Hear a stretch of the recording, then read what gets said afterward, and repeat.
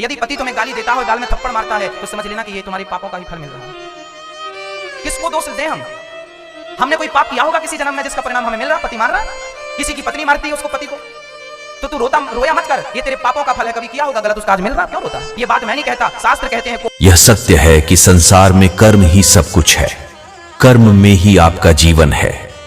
भगवान श्री कृष्ण ने कहा है कि मैं कभी किसी को दुख नहीं देता, मनुष्य स्वयं अपने कर्मों का फल भोगता है।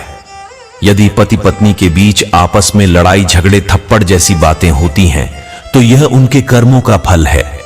संसार के प्रत्येक प्राणी को अपने कर्मों का फल भोगना ही पड़ता है, इससे मुक्ति कभी नहीं मिलती है।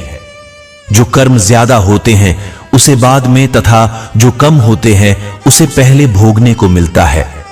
यदि अच्छे कर्म ज्यादा हैं तो बुरे कर्मों का फल इसी जन्म में, तथा अच्छे का फल अगले जन्म में या इसी जन्म के बाद के दिनों में भोगने को मिलता है। 84 लाख योनियों में कर्म बंधन का भोग करने के बाद व्यक्ति को मनुष्य का जन्म मिलता है।